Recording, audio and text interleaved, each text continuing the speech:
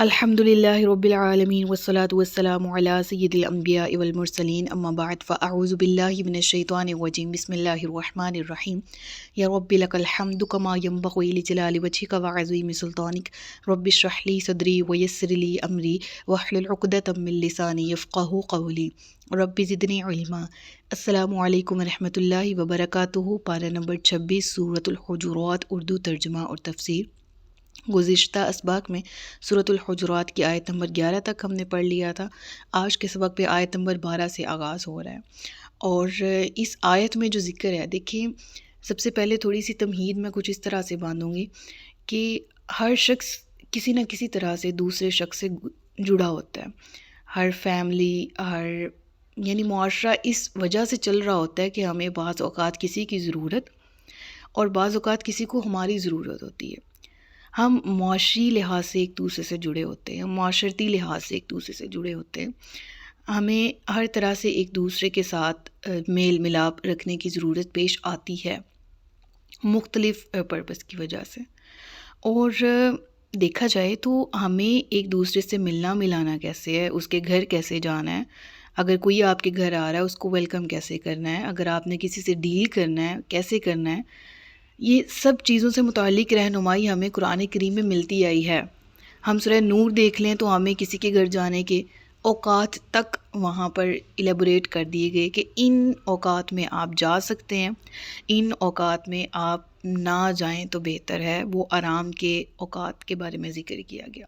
بالکل اسی طرح سے احادیث میں بھی ہمیں رہنمائی ملتی ہے کہ دروازہ نوک کرنے کے کیا آداب ہیں، کتنے ٹائمز آپ نوک کریں، اور پھر اس کے بعد بھی جواب نہ آئے تو آپ واپس لوٹ جائیں، بجائے اس کے کہ ان کو مزید ڈسٹرب کریں۔ اگر وہ کسی وجہ سے دروازے تک نہیں آ رہے یا نہیں کھول پا رہے، مے بی وہ آرام کر رہے ہوں یا وہ گھر پر موجود نہ ہوں، سمجھ آ رہی؟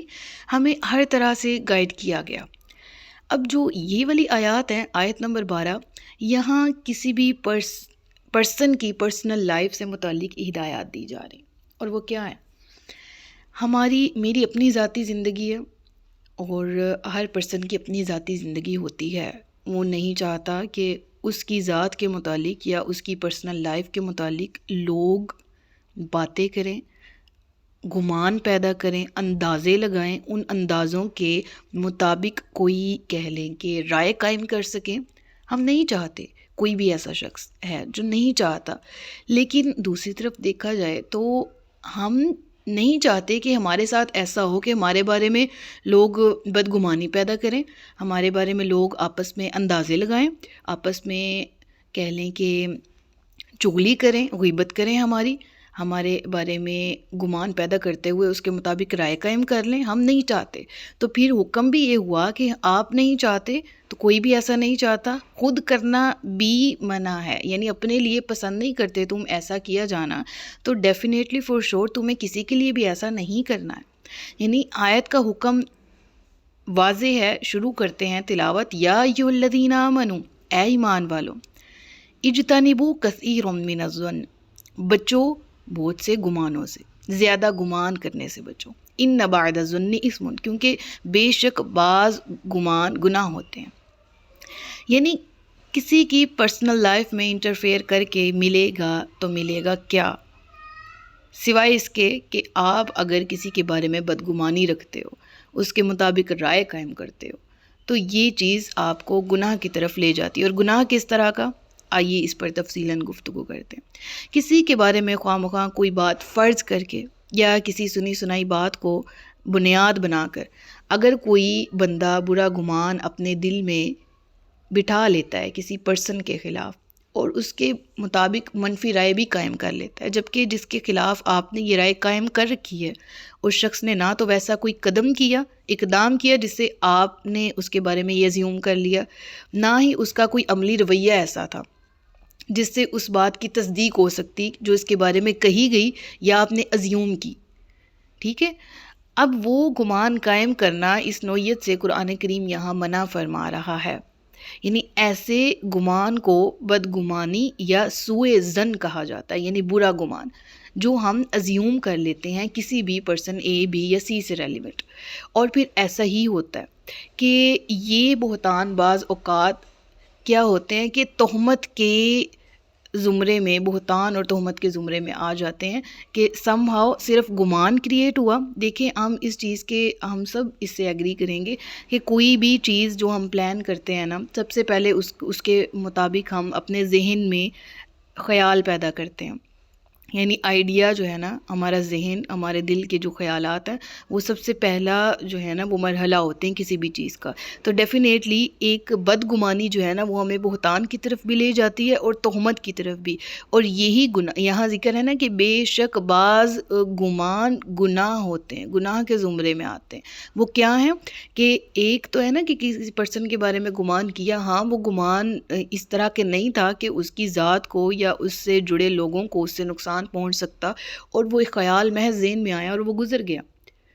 اللہ تعالیٰ نے کہا اب اس گمان پر پکڑ، فار ایگزامپل ابھی ہم کہتے ہیں نا کہ ہمارے ذہن میں اکثر وسوسے آتے ہیں، اور ان وسوسوں کی وجہ سے ہم تعوذ پڑھیں یا ہم استغفر اللہ ربی من کل ذنب واتوب الیہ پڑھیں یا لا حول ولا قوۃ الا باللہ العلی العظیم پڑھیں، تو ان وسوسوں سے بچنے کی ہمیں بے شمار احادیث میں ایک حکم بھی آتا ہے کہ بچتے رہیں، کوشش کریں، اور ان کی پکڑ بھی نہیں ہے، ٹھیک ہے، خواہ وہ ہماری اپنی ذات کے متعلق، خواہ وہ ہمارے دین کے متعلق، یا کسی پرسن کی ذاتی زندگی، یا کسی پرسن کی کسی بھی زندگی کے کسی بھی پہلو کے متعلق ہمارے ذہن میں کوئی ایسا وسوسہ آ جائے، خیال آ جائے، تو ہمیں حکم ہے کہ توبہ اور استغفار کریں، اللہ تعالیٰ سے دعا کریں کہ یہ اس گمان کو آپ کے ذہن سے نکال دے۔ ہم اس کے مطابق اگر عمل کریں گے، اس کو اپنے ذہن میں پختہ کریں گے، اور پھر اس کو بیان کریں گے کسی پرسن کے سامنے، یعنی پرسن اے کے بارے میں جو ازمپشن کی اور اس کو پرسن سی کے سامنے بیان کر دیا، تو پھر یہ چیز کیا ہوئی، میں نے بہتان لگا دیا، میں نے تہمت لگا دی پرسن اے کے متعلق، کس کو، سی کو، حالانکہ پرسن اے ایسا نہیں تھا۔ تو اس لیے کہا گیا کہ بہت زیادہ گمان نہ کرو، ٹھیک ہے، جو تھوڑا خیال آیا اور گزر گیا اس کی تو معافی ہے، کیونکہ اس پہ ہمارا کنٹرول نہیں تھا، وہ آ گیا، کنٹرول ہم نے اس کو اگر خود کر لیا اور اس کے مطابق سوچا، اس کے مطابق عمل کیا، تو اس کے بارے میں سوال کیا جائے گا، ادروائز وہ خیال آیا اور گیا، پکڑ نہیں ہے۔ لیکن بہت زیادہ کرنے سے اللہ نے منع کیا، اور پھر رب العالمین فرماتا ہے کیونکہ یہ برائی کی طرف لے جاتا ہے، گناہ کی طرف لے جاتا ہے۔ پھر حکم ہوا وَلَا تَجَسَّسُوا، اور ایک دوسرے کے حالات کی ٹوہ میں نہ رہا کرو۔ اب یہاں پر بھی دیکھیں، ایک پرسن کی پرسنل لائف، میں نہیں چاہتی کہ میری پرسنل لائف کے متعلق کوئی بھی کسی بھی قسم کی ٹوہ میں رہے، تو بالکل مجھے یہ چاہیے بھی کہ میں کسی کی پرسنل لائف کے بارے میں ایسا کوئی عمل نہ کروں کہ جس سے اس کو دکھ ہو۔ یعنی کہ یہاں پر جس چیز کو معیوب کہا گیا اور منع کیا گیا، وہ افراد کی سطح پر ایک دوسرے کے حالات کے بارے میں خواہ مخواہ کا تجسس ہے۔ جیسے بعض لوگوں کو عادت ہوتی ہے دوسروں کے معاملات کی ٹوہ میں رہنے کی، کریت کر جاننے کی کوشش کرتے ہیں کہ فلاں کے اندر کیا ہے، گھر کے اندر کیا ہو رہا ہے، بھائیوں کے آپس کے کیا معاملات ہیں، نند اور بھاوج کے کیا معاملات ہیں، بہنوں کے آپس میں کیا ہیں، یہ پرسن کے اپنے والدین کے ساتھ کیا ہیں، یا کہہ لیں کہ ساس کے اور بہو کے، جو بہت سے ہم میں سے کہہ لیں کہ لوگ اسی ٹوہ میں رہتے ہیں کہ فلاں گھر میں اگر کوئی خیر کا وقت آیا ہی ہے تو اس کے بعد کہ ہم کسی طرح سے نیوز کے جو ہیں وہ چسکے ڈھونڈنے کی کوشش کرتے ہیں کہ اگر ان کے گھر کسی کی شادی آئی تھی تو اب ہم اس کو یا تو خراب کر دیں، ٹھیک ہے، ساس کی اور نند کی بھی، ساس کی اور بہو کی بگاڑ کے، یا نند کی اور بھاوج کی، یا سم ہاؤ ٹو میں رہتے ہیں کہ کیا ہو رہا ہے، کیا چل رہا ہے، تاکہ کہیں سے کوئی گوسپ ملے اور پھر ہم اس کو پھیلانے کی پورے محلے میں یا پورے خاندان میں کوشش کریں۔ اور ایسا ہوتا ہے، ہمیں کسی ایک جملہ بھی مل جائے نا کسی پرسن کے منہ سے نکلا ہوا کہ اس کے گھر میں یہ چل رہا ہے، تو ہم اس جملے کی پوری سٹوری بناتے ہیں، ٹھیک ہے، 15 منٹ کی، اور پھر اس کو آگے جو ہے اس کو ایکسپلور کرتے ہوئے بیان کرتے ہیں۔ اور یہ چیز ہے ہم سب میں کہتی ہوں کہ ہمارے ہاں تو یہ چیز بھی بہت عام ہے کہ ایک پارسل بھی کہیں گلی میں کوئی ریسیو کرنے کے لیے اپنے گھر سے نکلے نا، پارسل پکڑا ہے، تو تب بھی پورے محلے والے اس پہ کہا جاتا ہے، غالباً مزاح میں بھی اس پہ میمز بنی ہوئی ہیں کہ ہم پارسل بھی ریسیو کریں تو محلے کی خالاز آنٹیاں نکل کے جو ہے نا وہ دیکھ رہی ہوتی ہیں، آنٹیز، کہ یہ کیا ہے، کیا چل رہا ہے، کیا نہیں چل رہا۔ تو یعنی یہ ریئلٹی اس قدر ہے کہ ہم سب کے نزدیک ایکسیپٹیڈ ہے کہ واقعی ایسا ہوتا ہے۔ ہم کہیں نہ کہیں، ہم کہیں نا کہ ہم ایسا نہیں کرتے، ہمارے ساتھ ہوتا ہے، نہیں جی، کہیں نہ کہیں ہم انوالوڈ ہیں اس برے فعل میں جس سے ہمیں نکلنا ہے۔ ہم کہتے ہیں کہ نہیں جی ہم محلے کی آنٹیوں طرح بیہیو نہیں کرتے، ہم پھر دوستی کی سطح پر ایسا کر رہے ہوتے ہیں، ٹھیک ہے، ہمارے کلاس روم میں جو ہو رہا ہوتا ہے، یہ پہلے یہاں نہیں تھی، یہ وہاں بیٹھتی تھی، اب یہ وہاں کیوں بیٹھتی ہے، کیا پتہ اس کی اس سے لڑائی ہو گئی ہو، پوچھتے ہیں، پھر ہم اس چیز میں انوالو ہوتے ہیں، پھر ہم بات پہ دوسروں کو بتا رہے ہوتے ہیں کہ یہ ہوا ہے دراصل. ٹھیک ہے، ہمیں نہیں اجازت کسی کی اس لائف کے بارے میں. ہاں انٹل انلیس ہم ریزولو کرنے کی کوشش میں پوچھ رہے ہوں اور ہم اس معاملے کو حل کرنے کی نیت سے اس معاملے کے اندر انوالو ہوں کہ ہم ان کی صلح کروا دیں، کیونکہ پچھلی آیات میں حکم بھی ہے کہ اگر دو لوگ آپس میں لڑ پڑیں تو اہل ایمان کا فرض ہے کہ ان کی صلح کروائی. ہاں ایسا کوئی نہ مقصد ہے، نہ آپ کو پتہ ہے آپ کے پاس اتھارٹی ہے، یعنی آپ کی سنی نہیں جائے گی اس معاملے میں. اگر آپ پڑھ بھی گئے تو آپ پھر اس معاملے سے دور رہیں نا. آپ کو کس نے یہ حکم دیا ہے یا کس نے الاؤ کیا ہے کہ آپ اس کی لائف کے متعلق اس طرح سے تجسس کا شکار ہو؟ اور اسپیشلی یہ کہ حکومتی سطح پر بھی ایسے جاسوسی کے ادارے قائم ہوئے ہوتے ہیں. ٹھیک ہے، کہ جس طرح سے یہ ایسی حکومت جو ہے وہ اسلامی ریاست کی حکومت بھی ہو سکتی ہے. ٹھیک ہے، ریاستی یا حکومتی سطح پر نا ایسے کے محکمے بھی ہوتے ہیں جو کہ دشمن کے حالات اور اس کے نظریات، اس کی آئیڈیالوجی، اس کی مینٹیلٹی، اس کی طاقت، اسٹرینتھ، اس کے متعلق جاننے کے لیے کچھ جاسوس بھیجے جاتے ہیں تاکہ پتہ لگ سکے کہ دشمن کی جو مین پاور ہے وہ کتنی ہے، اس کی ویپن کے تھرو کتنی پاور ہے، ہمیں اس سے کس طرح سے بچنا ہے، اس کے کیا خیالات ہیں، کیا تخیلات ہیں، ان سے ہم نے کس طرح سے اس کے حملہ کرنے سے پہلے ہی محفوظ رہنا ہے. اگر حملہ کر دیتا ہے وہ اس سچویشن میں تو ہمیں اپنا دفاع کس طرح سے کرنا ہے. اس سچویشن میں جو جاسوسی کی جاتی ہے وہ الاؤ ہے. ٹھیک ہے، اور وہ ہمیں سیرت کی بک سے بھی جو ہے وہ سیکھنے کو ملتی ہے. ٹھیک ہے، کہ دشمن کے لوگوں کو دیکھا جائے تاکہ ان کی طاقت کا اندازہ ہو. تو اس سطح پر جو محکمہ قائم کیا جائے، یا جو جس طرح کے ہمارے ISI کے نوجوان ہوتے ہیں وہ اسی طرح سے بیس بدل کے پھرتے ہیں گلیوں میں تاکہ پتہ لگے کہ کہاں پر کیا ہو رہا ہے، تو دیٹ از فائن. یہ اس جاسوسی سے منع نہیں کیا جا رہا، جو افراد کی سطح پر جاسوسی ہے اس کے حوالے سے منع کیا گیا. پھر حکم ہوا ولا یغتب بعضکم بعضا، اور تم میں سے کوئی ایک دوسرے کی غیبت نہ کرے. اور اس حکم کا تقاضا یہی ہے کہ کوئی شخص کسی دوسرے شخص کی غیر حاضری میں اس کی برائی بیان نہ کرے، خواہ وہ اس شخص میں بالفعل برائی پائی جاتی ہو، پھر بھی اس کی برائی کا ذکر نہ کیا جائے. ٹھیک ہے، رسول اللہ صلی اللہ علیہ وآلہ وسلم نے بھی اس کے بارے میں غیبت یہاں پر ذکر ہے نا، ولا یغتب، اور غیبت نہ کرو. اس کی تعریف بیان کرتے ہوئے رسول اللہ صلی اللہ علیہ وآلہ وسلم فرماتے ہیں کہ تمہارا اپنے بھائی کا ذکر اس انداز سے کرنا جسے وہ ناپسند کرے، یہ غیبت کہلاتا ہے. تو آپ صلی اللہ علیہ وآلہ وسلم سے پوچھا گیا کہ دیکھیے اگر وہ برائی واقعتاً میرے بھائی میں موجود ہو جس کا میں ذکر کرتا ہوں تو کیا پھر بھی یہ غیبت ہے؟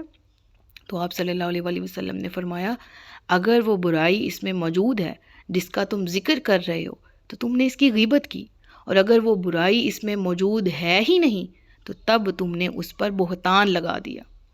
اور اس کو اس قدر مکروہ قرآن کریم میں کہا گیا ایحب احدکم ان یأکل لحم اخیہ میتا فکرہتموہ، نہیں کیا تم میں سے کوئی شخص پسند کرے گا کہ اپنے مردہ بھائی کا گوشت کھائے؟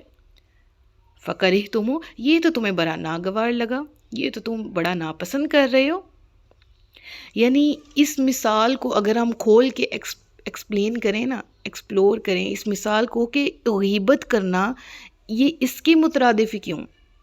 دیکھیں سب سے پہلے اس چیز کی کراہت کو اگر واضح کیا جائے کہ ایک پرسن ہے اس کے سامنے، وہ ایک دفعہ اس چیز کو ایزیوم تو کرے اس کا بھائی جو ہے وہ ڈیڈ ہے اور وہ اس کا گوشت کھا رہا ہے. کراہت آئی، دل نے استغفر اللہ پڑھا، دل نے کہا اللہ نہ کرے، اللہ خیر کرے، ایسا کبھی نہ ہو، وہ دن ہم کبھی نہ دیکھیں. ہمارے ذہن میں بالکل یہ خیالات ابھی کے بھی آئے، ہمارے ذہن میں یہ خیال آیا اور ہم نے سوچنا بھی گوارا نہ کیا کہ اللہ نہ کرے ایسا ہو. ہم تو سوچ بھی نہیں سکتے، ہم تو اس کو اپنے ذہن میں تخیل کے انداز میں بٹھا بھی نہیں سکتے. نہ نہ نہ نہ نہ، ایسا ہی ہے، بالکل ایسا ہے، ہم سب نے یہ سوچا. لیکن کیا ہم غیبت کرتے وقت یہ سب سوچتے ہیں کہ اللہ نہ کرے میری زبان سے الفاظ نکلیں، اللہ نہ کرے میں ایسا کروں، میں تو یہ سوچ بھی نہیں سکتا؟ نہیں، ہم ایسا نہیں کرتے، ہمارے ذہن میں ایسا خیال بھی نہیں آتا اللہ نہ کرے ہم ایسا فیل کریں. ہم تو مسالے لگا لگا کے اگلے کی بات اگلے کو بیان کرتے ہیں. ٹھیک ہے، سب سے پہلے کراہت کو واضح کرنے کے لیے یہاں پر یہ مثال کا سمجھنا بہت ضروری ہے. پھر اس کے بعد اس مثال میں کیا جو ہے نا وہ حکمت ہے جس کے بارے میں ہمیں آگاہ کیا جا رہا ہے، دیٹ از کہ یہاں پر جو ذکر ہے نا کہ ایسی حرکت کا ارتکاب کر کے، یعنی اس کو فار ایگزامپل کیوں ذکر کیا گیا کہ یہ غیبت کرنا ایکویلنٹ ٹو مردہ بائی کا گوشت کھانا. دیکھیں یعنی مردہ بائی کے گوشت کھانے والی بات یا مثال سے تو گھن بہت محسوس ہوتی ہے نا. یاد رکھو اگر تم اپنے کسی مسلمان بھائی کی غیبت کرتے ہو تو اخلاقی سطح پر یہ حرکت تمہیں ایکویلنٹ یہی ہے کہ تم اپنے مردہ بھائی کا گوشت کھا رہے ہو، اسی کے مترادف ہے. اب اس مثال کی حکمت کیا ہے؟ کیونکہ ایسی حرکت کا ارتکاب کر کے آپ اپنے بھائی کی عزت پر ایسی حالت میں حملہ کرتے ہیں جب وہ اس کا دفاع بھی نہیں کر سکتا. یعنی ایک لاش کی حرمت ہے، آپ نے اس پر اس وقت حملہ کیا اس لاش پر کہ جب وہ اپنا آپ دفاع کرتے ہوئے اپنے جسم کو آپ سے بچا بھی نہیں سکتا. ایسا ہی ہے، تب ہم اس پہ حملہ کرتے ہیں. سمجھ آ رہی نا بات کی؟ یعنی ایسی حالت میں حملہ کیا جب وہ سامنے والا اپنا دفاع نہیں کر سکتا. بالکل اسی طرح سے جب تم کسی کے غیر موجودگی میں اس کی برائی بیان کرتے ہو تو وہ تمہارے الزامات کا دفاع نہیں کر سکتا ہوتا اس ٹائم، کیونکہ وہ موجود نہیں ہے. یعنی اگر تم اس کے سامنے برائی بیان کرو تو وہ ضرور جواب دے کہ ایسا نہیں ہے ایسا ہے، لیکن وہ یعنی اپنا دفاع کر سکتا، 100 طرح سے اپنا دفاع کر سکتا. لیکن تم نے اس کی غیر موجودگی میں ایسا کیا، دیٹ مینس تم نے یوں کیا کہ تم نے اس کی عدم موجودگی میں اسے برا بلا کہا. ایسا ہی ہے جیسا تم نے اس کی لاش کو، یعنی اس کی لاش تمہارے سامنے تھی، تم نے اس کی بوٹیاں نوچ نوچ کر کھائیں، تم اس کی بوٹیاں نوچ رہے ہو اس کی لاش کی. اب مجھے اس وقت رونگٹے کھڑے ہو رہے ہیں کہ قرآن کریم نے اس فعل کو اس قدر واضح انداز میں ناپسند قرار دیتے ہوئے اس فعل سے منع کیا. تم ایسا نہ کرو. اگر ایسا کر رہے ہو ایکویلنٹ کہ تم نے اپنے مردہ بھائی کا گوشت کھایا. یہاں پر 2 طرح سے اس مثال کو لیا جا سکتا ہے. ایک طرح سے کراہت واضح کرنے کے لیے، دوسرا یہ کہ آپ اس کی پرسن کی غیر موجودگی میں اس کے بارے میں کوئی بھی بات کرتے ہو، وہ اپنا دفاع نہیں کر سکتا. جیسے ایک لاش ہے اور اس کا اگر گوشت کھایا جائے تو اس کا گوشت نوچا جائے تو وہ اپنا دفاع نہیں کر سکتی. اللہ اکبر کبیرہ واتقوا اللہ. اللہ آیت کے بالکل اختتام پر کہتا ہے کہ اللہ تعالیٰ سے ڈرتے رہو، اللہ کا تقوی اختیار کرو، ان اللہ تواب الرحیم. اب یہ آیت کا اختتام بہت اس انداز میں دیکھیں. سب سے پہلے تو تنبیہ کی گئی نا، سب سے پہلے تو منع کیا گیا، پھر اختتام اس قدر محبت بھرے انداز میں کیوں؟ کیونکہ یہ عادت اس قدر عام ہے کہ یہ تقریباً ہم سب میں موجود ہے. اور اگر ہم آج اس آیت کو پڑھتے سیکھتے ہوئے سمجھتے ہوئے توبہ کرنا چاہیں تو اللہ تعالیٰ نے یہاں نوید بھی دے دی کہ اللہ کا تقوی اختیار کرو. اللہ التواب بھی ہے اور اللہ رحیم بھی ہے، توبہ بھی قبول کرتا ہے اور رحم بھی فرمانے والا ہے. اللہ اکبر. اور اس کے بعد ایک نیا مضمون شروع ہو رہا ہے، اور اس مضمون کی جو سنجیدگی ہے، اس کی نوعیت انشاءاللہ ان آیات کو پڑھنے سے سمجھنے سے ہمارے سامنے آئے گی. اور آیت نمبر 13 سے ہم اگلے سبق کو کنٹینیو کریں گے. صدق اللہ العلی العظیم و صدق رسولہ النبی الکریم. سچ فرمایا اللہ نے جو عصمت والا ہے. اپنا بہت سا خیال رکھیے گا، مجھے دعاؤں میں یاد رکھیے گا. تاجدار ختم نبوت زندہ باد، پاکستان پائندہ باد. السلام علیکم ورحمۃ اللہ وبرکاتہ.